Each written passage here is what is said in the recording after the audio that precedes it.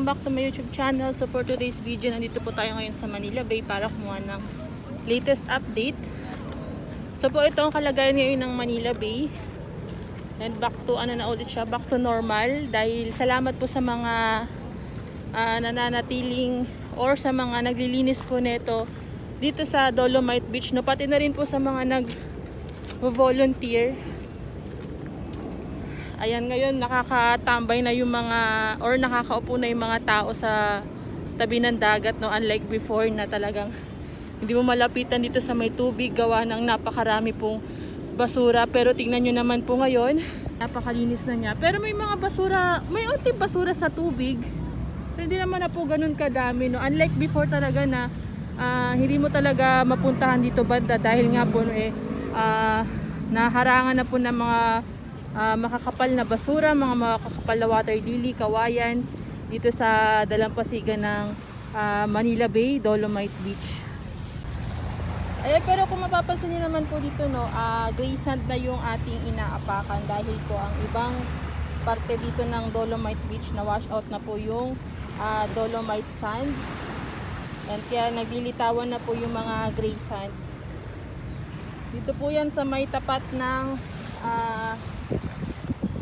ng US Embassy, dito sa may phase 1 area ng Dolomite na naglabasan na lahat ng, or hindi naman lahat, ibang parte lang dito na kitang kita na po yung gray sand.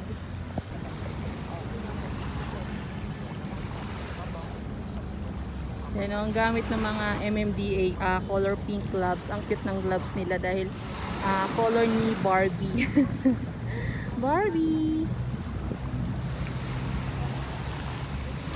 Tsura ng parte ng Manila Bay dito sa gilid ng US Embassy. May mga basura at may mga iba pang kawayan. Pati po doon sa may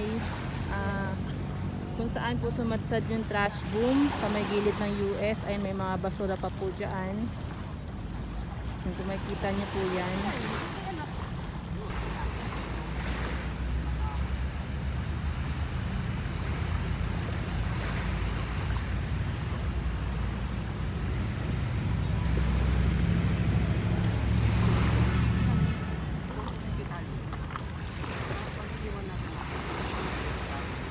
Napaka linis na ulit ng Dolomite or Manila Bay. Masarap na ulit siyang pasyalan. So, wala na tayo masyadong makikitang basura. Pero pagpasok ko po sa may entrance kanina, no, bumungad pa rin sa akin yung mga basura doon sa may tapat ng Pedro Hill. Yung mga sako-sako at parang mas ganun pa rin siya. Hindi ko alam kung nabawas-bawasan na ba yung sako ng basura doon. Pero kitang-kita pa rin mula pag galing ka dito, kitang-kita pa rin yung mga nakatambak na basura at parang may something na kasi doon, parang hindi nakaaya yung amoy niya dahil nga po sa tagal-tagal na po nakatambak na mga basura doon. Syempre yung amoy niya parang hindi mo na maintindihan.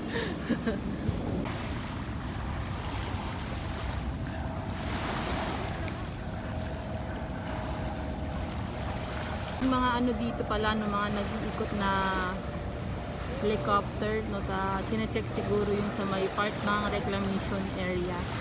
And kasi guys, pag nandito po kayo sa Dolomite, no, kitang-kita na po dito yung ginagawang reclamation site.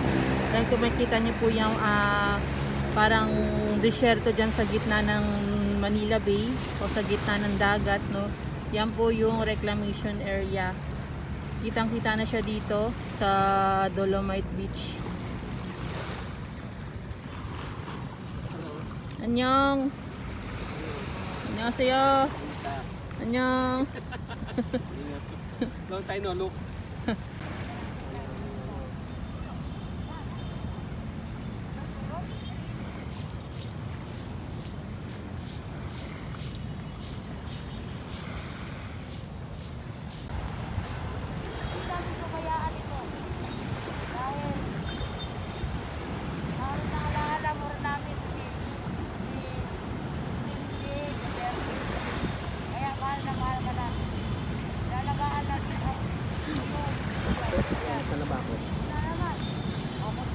Marami na ng followers na.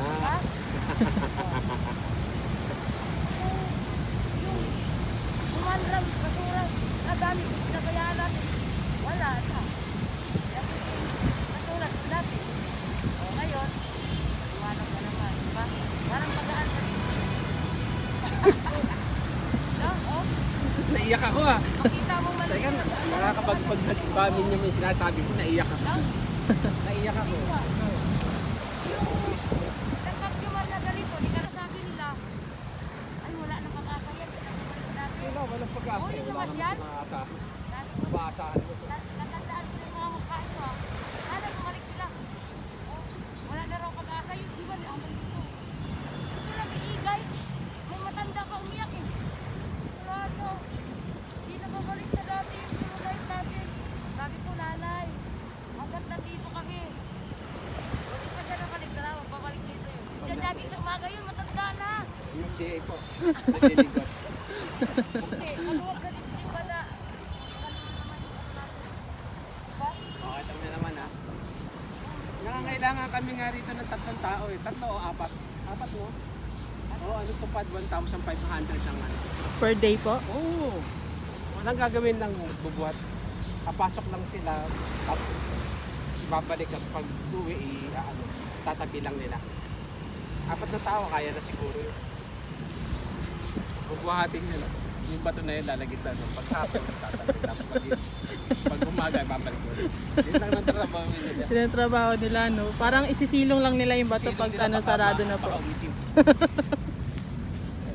Ang latest update natin dito sa Manila Bay Dolomite Beach, no? Tama nga naman yung sinabi ng MMDA, no? Kung wala sila, hindi naman po talaga lilinis ulit or hindi po ulit gaganda itong Dolomite Beach. Siyempre, walang mga maglilinis, di ba? Walang mga magme-maintain ng Manila Bay. So, magpasalamat tayo sa mga nag-aalaga or nagbabantay dito sa Dolomite Beach, no? Kasi yun nyo naman po, napakaganda na ulit, napakalinis na kasi may mga pumunta nga daw po dito na sabi na wala na daw pong pag-asa ang Dolomite dahil puno nga kasagsagan ng bagyo, talagang punong-puno po ng basura dito at pinasok pa nga po ng tubig yung gitna ng Dolomite Beach. Kung mapapansin nyo po yung sa may batuhan po, ayan, nagkaroon po ng tubig dyan sa gitna, napagitnaan siya ng tubig at parang lumubog po yung bato na yan. Pero tignan nyo naman, yan naman po yung itsura ngayon, no? Napakalinis na niya at napakaganda po ng itsura.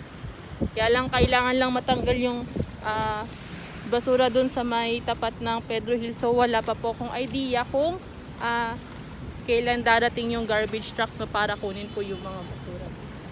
So yun lamang po, sa mga hindi pa po nakaka-subscribe sa akin channel, just click the subscribe button and click the ring bell button para updated po kayo sa mga videos na i-upload ko everyday. So thank you for watching guys. See you on my next vlog. Bye bye po.